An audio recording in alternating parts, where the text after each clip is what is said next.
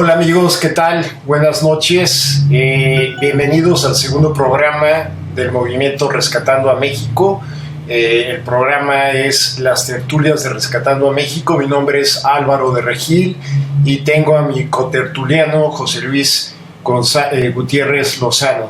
¿Qué tal, José Luis? ¿Cómo estás? Muy buenas noches. ¿Qué tal, Álvaro? Buenas noches también, buenos días.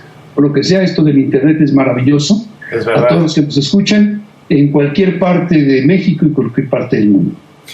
Muy bien, bueno, pues en esta ocasión vamos a comentar un tema que lleva décadas afectando a México de una manera dramática, que es la gigantesca, la enorme pérdida del poder adquisitivo de toda la población en general, como consecuencia de las políticas públicas deliberadas de expoliación, de explotación, de pauperización, como quieran llamarle, que lo que ha logrado es imponer lo que, en mi opinión, puede denominarse como un sistema de moderno trabajo esclavo. ¿Cómo lo ves, José Luis? Pues mira, es una tendencia que desgraciadamente en México ha sido muy común, muy fuerte. Nuestra labor desde el punto de vista de análisis económico se ha centrado desde hace varios años en seguir lo que es la tendencia de la economía mexicana. Y hemos visto un punto de inflexión muy claro, muy contundente, muy irrebatible, desde el momento en que México se acogió a los dictados del Consenso de Washington, años 80, década de los 80, desde cuando viene disminuyendo sistemáticamente el poder adquisitivo de la población. Por una parte, pues sí, fue justificada cuando empezó esto con una alta inflación en épocas del entonces presidente Miguel de la Madrid, que recibía después de un trancazo económico fuerte al país. Él había dicho que no dejemos que el país se nos pasara entre las manos. Se adoptó una política de que vamos a detener los sueldos para que no nos impacten los precios, porque el problema era la inflación. Y después, bajo el régimen de Carlos Salinas de Gortari, se hace el pacto. Ustedes, quien recuerde esto, el pacto era amarrar los salarios en primer lugar, y en segundo lugar un acuerdo para no subir el precio de algunos productos básicos, con lo cual se pretendía detener la inflación. Pues, ¿qué crees? Algunas cosas se quedaron amarrados, y lo que quedó amarrado fueron los sueldos. Y esto, después de que bajó ya el problema inflacionario de los años 90, todo lo que llevamos de este siglo, del 2000, se han mantenido los sueldos creciendo por debajo de la inflación. Y creciendo, voy a decir, es un decir, porque finalmente estamos hablando del indicador de los salarios y comparándolo con el incremento de los precios. Pero tú sabes que el índice de precios al consumidor, que calcula el Banco de México, contempla una canasta de bienes que, al momento de aplicar la fórmula, al cual no voy a entrar en detalles, pero subestima el factor inflacionario. Esto quiere decir que la inflación oficial es menor de la real, menor de lo que la gente percibe. Es un problema de la fórmula. Es un problema en que, con los ponderadores fijos que tiene el Banco de México, hacen que no se actualice rápidamente toda la canasta de bienes, y lo que gasta efectivamente una familia, un grupo de personas en los productos básicos, están gastando más de lo que dice el índice inflacionario, de tal manera que el factor que se determina como inflacionario, sobre el cual se calculan los aumentos de salarios, siempre es menor que la realidad. Y esto ha llevado consistentemente durante varios años un camino a ir bajando continuamente los salarios. Y esto es un aspecto muy claro que nos lleva a decir, con la estadística más reciente, que desde prácticamente el inicio de este siglo hemos estado viendo un crecimiento, vamos a decir, de la población, la población económicamente activa que tiene algún ingreso, que gana menos, o sea, es decir, son más los que ganan menos. Fíjate, si estábamos aproximadamente diciendo que 2 de cada 3 personas que trabajan allá por el año de 2000 ganaban 3 salarios mínimos o menos en su trabajo, en su actividad, hoy estamos teniendo el 75% de la población. O sea, 3 de cada 4 personas obtienen por su trabajo menos de 3 salarios mínimos. Y voy a explicar por qué 3 salarios mínimos. Porque 3 salarios mínimos se consideró en un momento el nivel, una vez que ya se reflejó en la economía mexicana el no aumentar adecuadamente los salarios, llegamos a tener en los años 2000 aproximadamente que podías vivir razonablemente, se podía considerar un salario mínimo, lo que entonces eran 3 salarios. Los salarios ya se habían depreciado tanto que necesitabas 3 mínimos para tener lo que era el mínimo. Bueno, manteniendo ese 3 salarios mínimos como constante durante estos años y sabiendo lo que acabo de mencionar, que los salarios mínimos, como tampoco los salarios en general, se han aumentado en función de lo que realmente sucede porque la inflación está subestimada, pues mira, antes eran 2 de cada 3 personas laborando quienes tenían menos de 3 salarios mínimos, o sea, por abajo del mínimo. Y ahora son 3 de cada 4. Pero eso no es lo peor. Aquí lo que sucede es que también tenemos un aspecto que nos lleva a analizar que la gente ha estado perdiendo no nada más el poder adquisitivo, sino la dignidad del trabajo. ¿A qué me refiero? Sucede que conforme fue avanzando la política neoliberal, la política de crear la jauja para los inversionistas extranjeros que vinieron a invertir, cada vez hubo menos competitividad, hubo menos posibilidad de obtener trabajo en los sectores de la economía tradicionalmente empleadores. Estoy hablando de que quienes han perdido fuertemente la capacidad de generar riqueza en este país, para empezar, es todo el sector primario, todo lo que es agricultura, ganadería y pesca, básicamente. Pero también en el sector secundario, en el sector de la industria manufacturera, todo lo que es la industria, hemos visto que la fabricación de insumos textiles, toda la industria alimentaria, fabricación de prendas de vestir, fabricación de productos de cuero, piel, materiales, industria de madera, industria de papel, impresión e industrias conexas, todos esos han caído dramáticamente, ya no están produciendo lo mismo y obviamente ya no están contratando igual, ya no están contratando gente. Entonces, ¿qué ha pasado?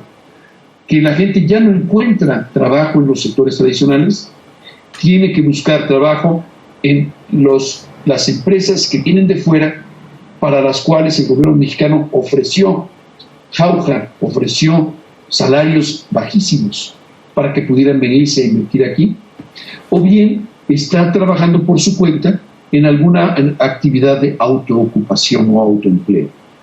Y esto nos ha llevado a que cada vez no nada más no tienen ingreso cotidiano, sino que ya las personas que están autoempleadas, para empezar, no tienen ya la seguridad social que les implicaría, por ejemplo, un seguro para el retiro, o bien no tienen toda la seguridad social que implicaría los servicios médicos. Pero también estamos viendo que los que entraron a trabajar a las empresas foráneas, cuyos sueldos se han venido hacia abajo, si bien tienen todo lo que son las prestaciones, hoy por el cambio que ha habido en la economía, ya el gobierno está retirándose de dar esos servicios y entran proveedores externos a proveer los servicios de salud que ahora cuestan más, ahora hay que pagar por ellos. Entonces todo eso junto va a sumar mucho más un mayor deterioro en el poder adquisitivo que es la simple baja de los sueldos. Y esto no se refleja, esto no lo reflejan en las estadísticas oficiales. Ha sido una política sistemática, consistente, de ir depredando el valor del trabajo para hacer atractivo la ganancia de capital, para hacer atractiva la inversión en el país. Y esto nos lleva a una situación donde pues prácticamente hemos trabajado para otros. Hoy estamos trabajando, como muchos otros países también, trabajando para transferir riqueza. Por lo tanto, esta política que vivimos en México, donde el gobierno se ha plegado totalmente en forma rastrera, vamos a decirlo así, a los intereses extranjeros, pues hoy nos tiene en una situación que no nos permite salir adelante, tener productividad. Consecuentemente, el país no genera los recursos suficientes para tener una política fiscal de gasto público suficiente para tener las inversiones necesarias, pero al mismo tiempo tenemos ahora una entrada de competencia extranjera para la provisión de todo lo que son los servicios públicos con empresas privadas. Sí. Entonces, esto para concluir en esta parte, si te permites, Álvaro, básicamente es que no estamos a salvo. Y no quiero decir lo que dijo hace unos días el presidente Hollande después de los severos y muy lamentables acontecimientos de París, los ataques terroristas. No estamos a salvo de los terroristas, pero no me refiero nada más a esos terroristas, sino de los terroristas que financian, suministran armamento, utilizan para sus propios objetivos a largo plazo la economía global, quienes depredan la economía global. Esos son los verdaderos terroristas. El objetivo final de la guerra global contra el terrorismo, a la que han llamado los gobiernos occidentales, es para continuar subyugando a los ciudadanos de países como México, despolitizándolos, creando una necesidad artificial de que compra a lo loco, ten las necesidades que te ponen enfrente en la televisión para que no pienses en reclamar lo que es tuyo. Y este es el verdadero problema de México. Mientras no hagamos énfasis en que esta depredación del salario, del poder adquisitivo, ha sido planeada, ha sido orquestada por esos terroristas del capitalismo global, que son los mismos que vendiendo armas se lloran por la existencia del capitalismo, del terrorismo, a quienes le vendieron armas o inclusive hasta, como dicen algunos, los subsidiaron para que crecieran. Pues mientras no nos demos cuenta de eso, México tendrá que sufrir las consecuencias de eso. Yo creo que ya es el momento de decir, ya basta. Ya no es posible que los más sigan abusando cada vez sean menos que abusan más, menos personas abusan de la gran mayoría. Sí. La gran amenaza terrorista que vivimos ahora no está en el Estado Islámico, sino está en los centros financieros globales, que finalmente son los mismos que les venden las armas. Sí, así es, José Luis. Bueno, creo que lo último que acabas de tocar sobre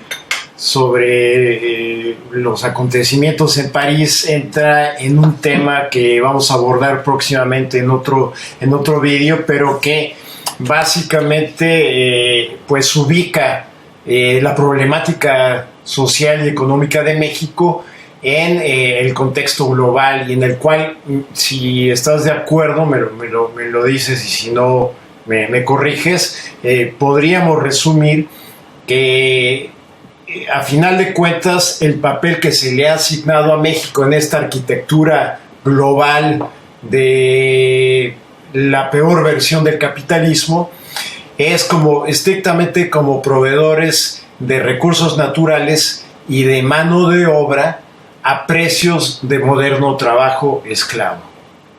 Así es. El trabajo esclavo es lo que nos ha llevado a esta situación donde el pago al factor trabajo en México es realmente irrisorio, pero al mismo tiempo está conflictuando mucho a lo que es la economía nacional. Hoy por hoy nos encontramos ante un presupuesto de egresos de la Federación del 2016 que es menor, mucho menor el que ha sido en el pasado. Y no porque deseemos que el gobierno gaste más necesariamente, sino que vemos que gran parte de su gasto, el que debería ir hacia la población, el que debería generar los recursos para la población, no están disponibles. Sí, el gasto social. Sí, el gasto social.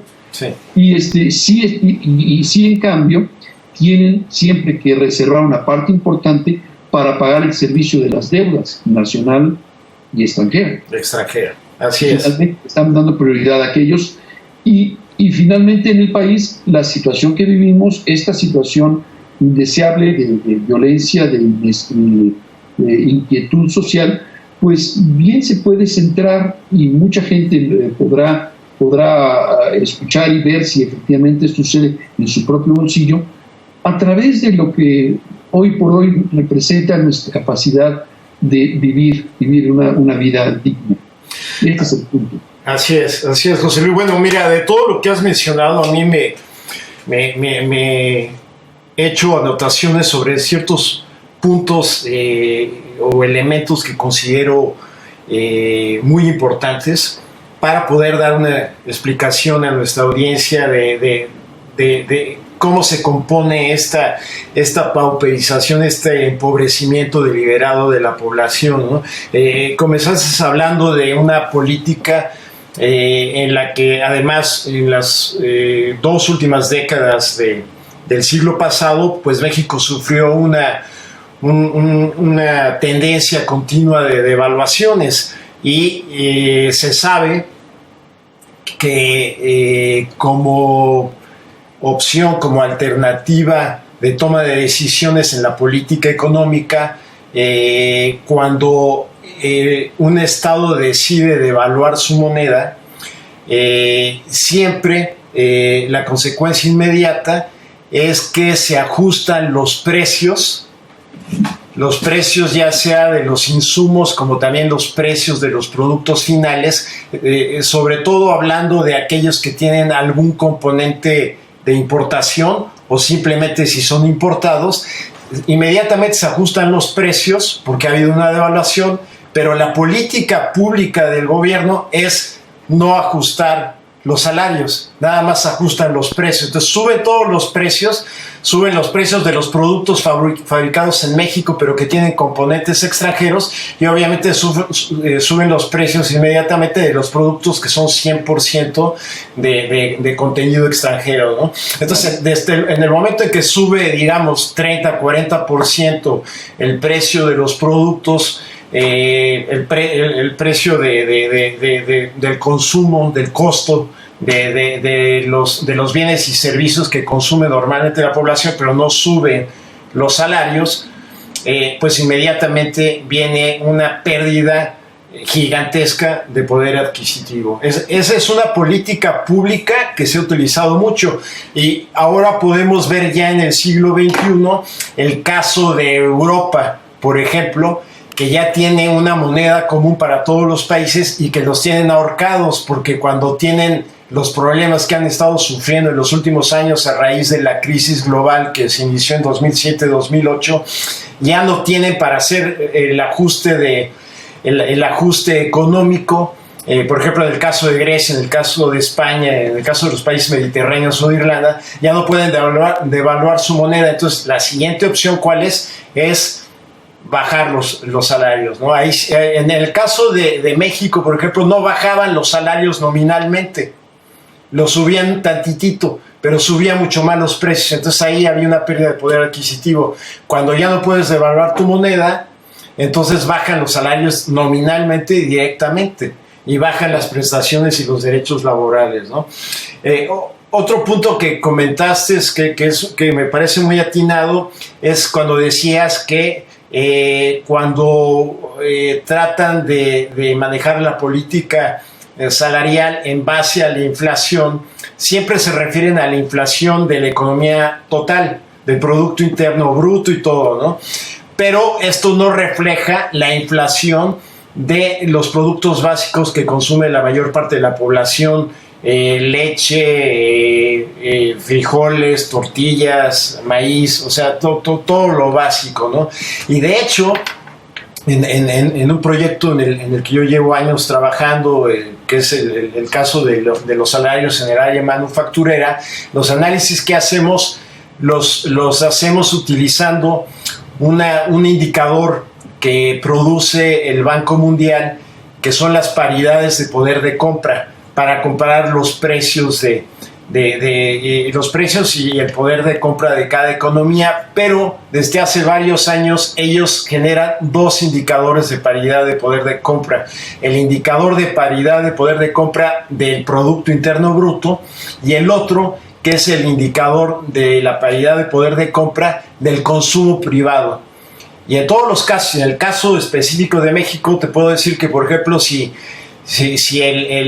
la paridad de poder de compra del Producto Interno Bruto de México te dan más o menos un indicador de 63, 64 centavos por cada dólar. Eso quiere decir que el costo de vida en México, de acuerdo al PIB, es más o menos 63 o 64% del costo de vida en Estados Unidos. Cuando hablan del consumo privado, sube a arriba de 70, 73, 74 centavos, porque ahí sí tratan de reflejar un poco más lo que es realmente el consumo privado.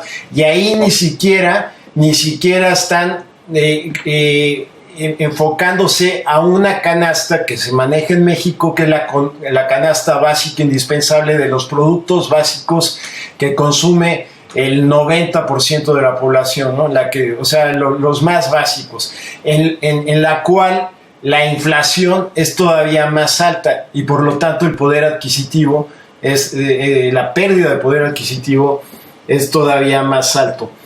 Otro término, y digo, si quieres comentar sobre esto me indicas inmediatamente, pero hablaste de que ya se ha perdido la dignidad de los salarios.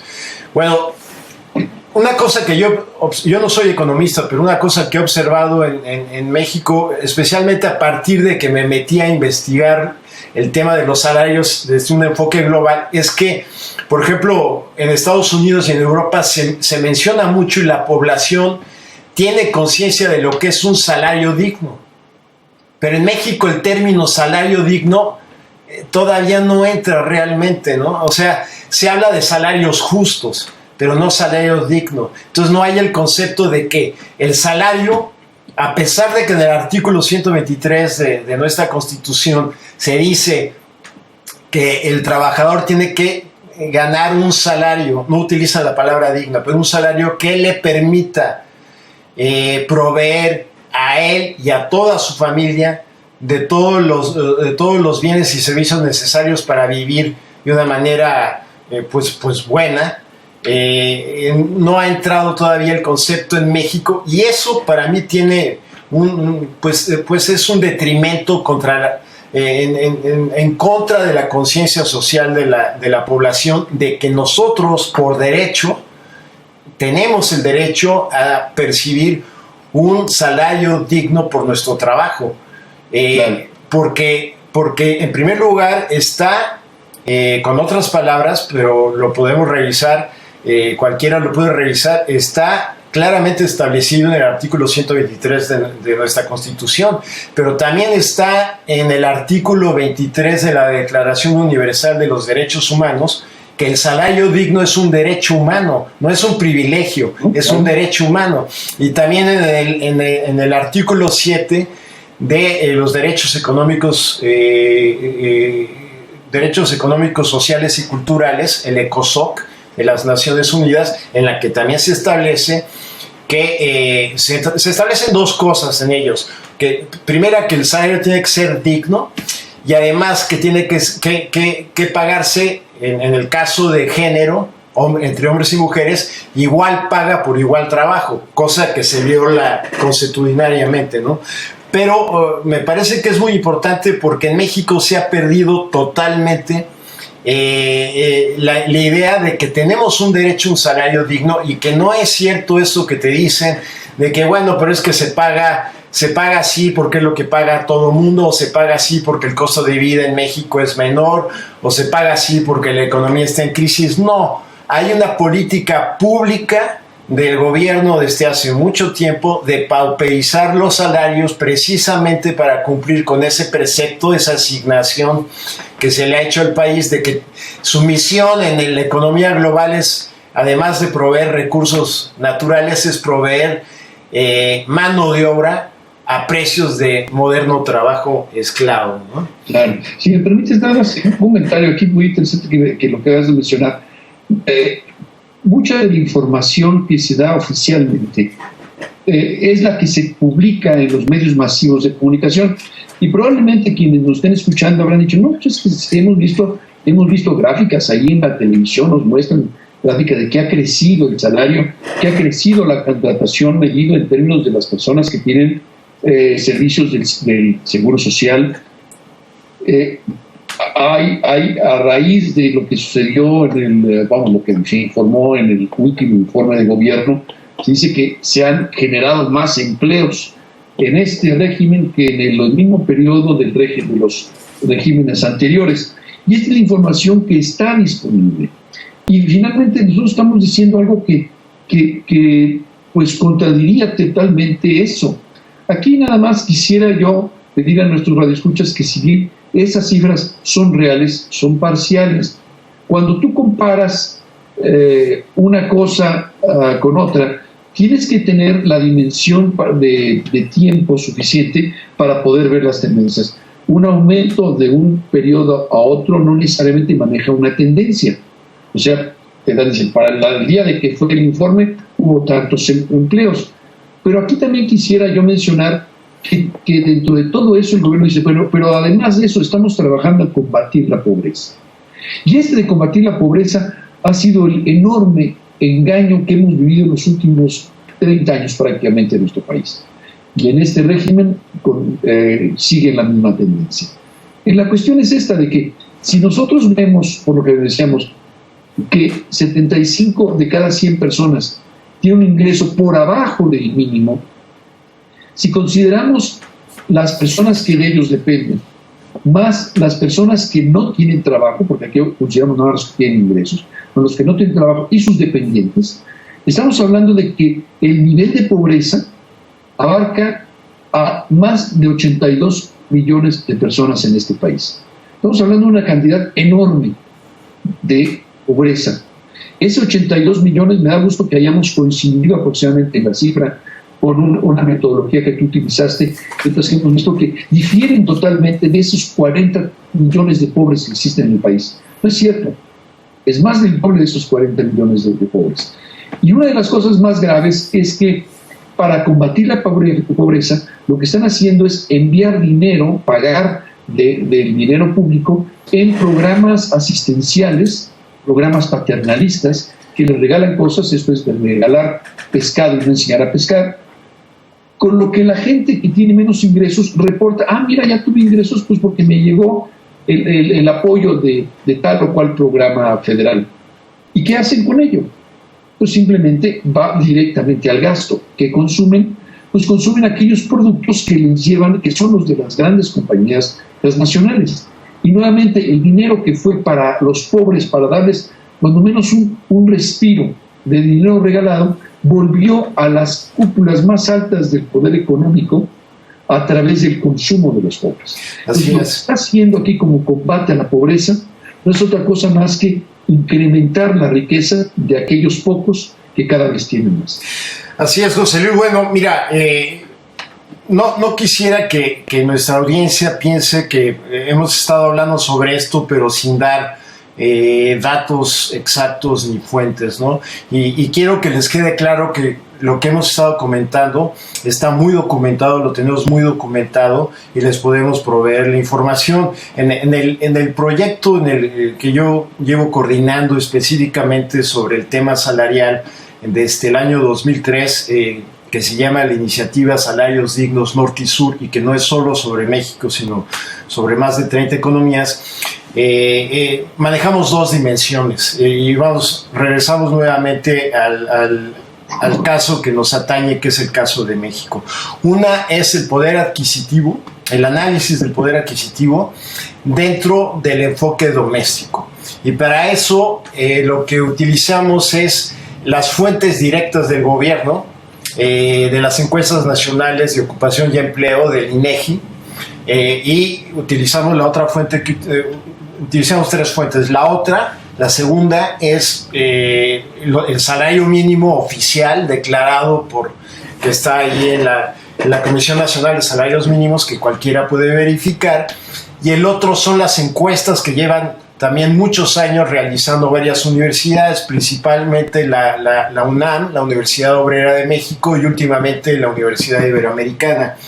Entonces, nada más para darte, te voy a dar dentro de ese enfoque de la economía, del poder adquisitivo dentro de un entorno doméstico. En el año 1994, este es un estudio de la Universidad Obrera de México, contra una canasta que le llama la canasta básica indispensable de 40 productos y servicios, el salario mínimo cubría el 49% del costo de esa canasta. Te estoy hablando de 1994. Uh-huh. Para el año 2006 ya había bajado al 21.6%. Para el año 2010 había bajado al 13.4%. Y para el año 2014 estaba aproximadamente en el 12.8%. Ahora, ellos nada más tienen hasta el año 2013. Pero la Universidad Iberoamericana, en su campus de Puebla, que se han estado especializando mucho en el tema del poder adquisitivo de los salarios, hizo un nuevo estudio en el primer trimestre de 2014. Y bueno, sacaron que el costo de una canasta, que ellos definieron también como una canasta básica, cuyo precio diario era de 548 pesos, y que mensualmente, si lo extrapolas mensualmente, son un poco más de 16,444 pesos. Y en el primer trimestre, si nos vamos a la Comisión Nacional de Salarios Mínimos, el salario mínimo diario era de 67.29, pues llegaron a la misma conclusión que la Universidad Obrera de México. Cubría el 12.28% del costo de la canasta. O sea, un salario mínimo hace un poco más de un año, en el primer trimestre de 2014, apenas cubría el 12.8%. ¿Qué quiere decir esto? Aquí nos vamos a ir a datos todavía más reveladores, que para poder comprar la canasta básica de la Universidad Iberoamericana en ese trimestre se requerían 8.15 salarios mínimos. Ahora vámonos al INEGI. El INEGI, en la encuesta nacional de ocupación y empleo de ese trimestre de 2014, nos entrega los siguientes datos. Del total de la población asalariada o empleada, el 8.4% percibía hasta un salario mínimo, el 22.5% hasta dos salarios mínimos, de 1 a 2 salarios mínimos, el 24.8% de 2 a 3, el 17.7% de 3 a 5, y más de 5 salarios mínimos, solo el 8.13%. Entonces, si ya sumamos todo, hasta 5 salarios mínimos, el 73.3% de la población ganaba hasta 5 salarios mínimos. Si el costo de la canasta básica de la Universidad Iberoamericana requiere de 8 salarios mínimos, imagínate la situación tan dramática, cuando el 73% solo gana hasta 5 salarios mínimos. Y después te dan otro dato. El 15.5% no quiso decir cuánto ganaba. Y después había otro el 3.1% no trabajaba, pero no percibía ingresos. Entonces, ya extrapolando todo esto, fue como llegamos a esa medición de que el 84.62% gana como máximo hasta 5 salarios mínimos. Entonces, en el mejor de los casos, quiere decir que el 13%, el 13% son los que ganan un salario que les alcanza para comprar la canasta básica indispensable. Entonces, una pregunta que a mí me han hecho muchas veces es, bueno, ¿y entonces cómo le hace la gente para sobrevivir? Si la mayor parte necesita de 8 salarios, por lo menos, para comprar esos productos. Bueno, ahí tenemos el caso de que mucha gente no puede darse el lujo de que trabaje nada más el padre de familia, sino tiene que trabajar el padre de familia, la madre de familia, los hijos mayores, a veces hasta los niños, y entre ellos ya a lo mejor juntan 4, 5, 6, 7 salarios y ahí la llevan. pero realmente la mayor parte de la población sigue viviendo en la pobreza porque no puede conseguir la canasta básica indispensable. Y el último punto es que realmente esta canasta básica indispensable de bienes y servicios que han manejado varias universidades desde hace décadas sería el indicador, sería lo que se podría utilizar para definir qué es un salario digno, no mínimo, sino un salario digno en México. Y la realidad es que la mayor parte de la población no gana para percibir un salario digno y por lo tanto vive en la pobreza, en esa pobreza que es mucho mayor que lo que tú comentabas. Claro.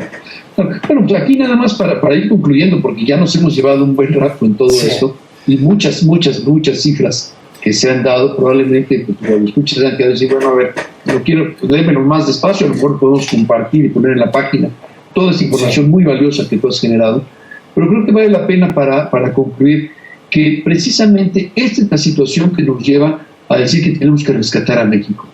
Hay que rescatarlo también por las cuestiones económicas que han acabado con la vida digna, con la situación más bien han acabado con la esperanza de muchas personas. Hoy tienen que trabajar más miembros de la familia y consecuentemente pues la calidad de vida se ve deteriorada. De ahí la importancia de que vayamos para ser unas ciudadanas, integrándonos, platicando, conversando, discutiendo y analizando esto, que hacia dónde podemos ir y qué podemos hacer. Y ahí están los resultados, ahí están las propuestas que tenemos en nuestro movimiento Rescatando México, empezar a trabajar en no consumir, en tener un paro, y ya quienes nos escuchan pues, podrán entrar a nuestra página y descargar los documentos para ver cómo organizarse y lograr una mejora en nuestra calidad de vida. Así es, José Luis. Bueno, yo nada más quiero concluir dando un dato adicional, que es ubicar a México en la esfera global, para dejarle claro a nuestra audiencia de que sí hay soluciones y que aún dentro de la globalización neoliberal hay casos en los que se muestra muy claramente cómo cuando hay una voluntad política por parte de los gobiernos se pueden hacer cosas por lo menos para detener la pauperización de la población y mejorar la situación. Hay casos dramáticos. Nosotros hemos, por ejemplo, comparado, utilizando cifras también oficiales, a México con Corea del Sur. Tenemos cifras desde 1975 y nada más de una manera muy breve les podemos decir que en 1975 en el sector manufacturero los salarios de Corea del Sur eran la tercera parte de los salarios mexicanos y ahora es al revés. ¿Qué hicieron ellos diferente? Bueno, lucharon para defender su poder adquisitivo. Una cosa mucho más reciente en el caso de Brasil. Brasil desde 2010 instituyó una política de recuperación del salario mínimo brasileño. Ahí sí hay voluntad política. ¿Cuál es esa política? La llevaron al Congreso brasileño y la hicieron ley. La hicieron ley en el último año de Lula. Y Dilma Rousseff lo ha tenido que seguir y lo ha continuado año con año. Es muy simple. A diferencia de México, en México lo que se hace es que dicen, a ver, ¿cuál es la inflación oficial? 4%. Bueno, pues entonces vamos a aumentar el salario mínimo 4%. En Brasil dijeron, nosotros vamos a aumentar el salario mínimo de acuerdo a la inflación, pero aparte le vamos a agregar lo que crezca la economía en Producto Interno Bruto. Entonces han tenido años en los que dicen, bueno, ¿cuál fue el nivel de inflación? 5%. ¿Y cuánto creció la economía? 4,5%. Entonces subimos el salario mínimo 9,5% y con eso se recupera un poco el salario. Es nada más un ejemplo para mostrar que cuando hay voluntad política de un gobierno se pueden hacer cosas, aunque la política brasileña de todos modos está muy lejos de poder resolver el problema de raíz, pero por lo menos están tratando de detener la pauperización de la población, lo que no sucede en México. Entonces tenemos un grave problema, pero tenemos que estar conscientes de que si nosotros nos organizamos para remover de raíz los problemas, para remover del país a quienes tienen secuestrado este país y han impuesto una política deliberada de pauperización, lo podemos hacer. Podemos lograr eliminar estas causas de fondo y poder construir un país justo y digno, que es al que todos aspiramos. Pues Pues mira, con eso que acabas de decir no hay nada más que añadir, es eso lo que se busca, y pues ojalá nuestros radioescuchas, nuestros audioescuchas, nuestros videoescuchas puedan tener la posibilidad de repetir esto, comentarlo, llevar los contenidos de estas pláticas, de estas tertulias a sus amigos, y decir, sí se puede, sí podemos hacer cambiar a México, sí podemos rescatarlo, lo único que necesitamos es coordinarnos, ponernos de acuerdo. Así es, José Luis. Entonces, pues nada más queremos invitar a nuestros videoescuchas a que visiten nuestra página de internet, que es rescatando-a-mexico.org, nuestra cuenta en Twitter, que es rescatando-a-mx, y también si quieren información más detallada sobre la situación y el análisis salarial de México, pueden ir a la dirección de jusemper.org. Es JUSSEM de Miguel, P de Pedro, ER.org, y ahí van a encontrar muchísima información sobre la situación salarial de México y cuáles son las causas de raíz. Y bueno, en el vídeo deben de aparecer muchas de las gráficas que tenemos aquí y de las fuentes. Y pues no nos queda más que despedirnos e invitarlos a la siguiente tertulia de Rescatando a México. Vamos a estar grabando por lo menos una tertulia semanalmente. Vamos a abordar lo que es el plan que tenemos, la iniciativa que tenemos para liberar al país de la situación actual, así como temas muy puntuales como pueden ser temas de índole social, de derechos humanos, de seguridad. En fin, pues José Luis, muchas gracias por tu participación. Seguimos con esto. No sé si tengas alguna cosa más que decir. Pues muchas gracias. Nos esperamos en la próxima tertulia y pues hasta pronto. Bueno, muchas gracias, José Luis. Hasta pronto, compañeros.